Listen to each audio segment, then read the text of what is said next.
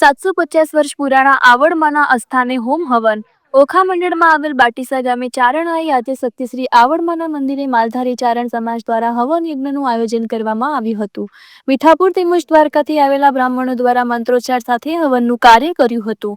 બપોરે 31 વાગે હવનનું બીડું હોમવામાં આવ્યું હતું। માતાજીનું થાળ ધર્યા બાદ ભાવિક ભક્તો તેમજ આમંત્રિત મહેમાનોને ભાવપૂર્વક ભોજન પ્રસાદ પીરસવામાં આવ્યા હતા। પ્રસાદ ગ્રહણ કર્યા બાદ સમાજ તેમજ મહેમાનોને વિદાય આપતા માતાજીના ભુવા શ્રી નારાયણભાઈ ચારણ આભાર સાથે ભાવ વ્યક્ત કર્યો હતો।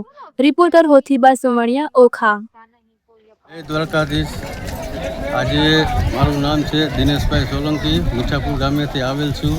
આજે દેવભૂમિ દ્વારકા જિલ્લાના બાટીસા ગામે આવડમાનું મંદિર છે। આશરે 700 થી 800 વર્ષ જૂનું। અહીંયા હર કોઈ બાજુના વિસ્તારના માણસો આવે છે દર્શન કરવા।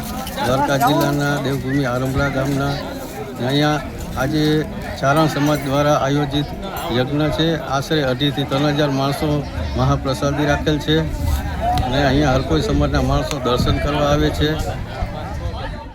મારું નામ મુડુબા જોધાબા સોમણિયા, હું દ્વારકાથી આવેલ।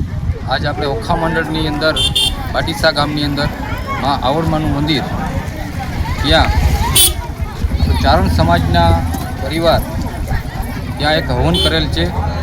તે હવનમાં પણ 2,000 થી 2,500 કિલો મહાપ્રસાદમાં આપેલ છે। ત્યાં આજ આપણે એ લોકોનું એટલું ભાવ છે માતાજીના અંદર કે આજુબાજુના ગામના ભક્તો પણ આવે છે શ્રદ્ધાથી, અને તે દર મંગળવારે પણ માતાજીની આરતી કરવામાં પણ અહીંયા આવે છે ચારણ પરિવાર તરફથી।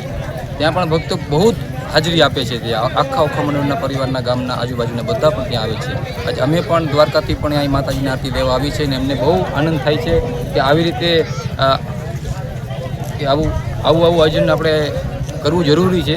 માતાજીના અને આપણા ધર્મની અંદર આ હોવું જરૂરી છે।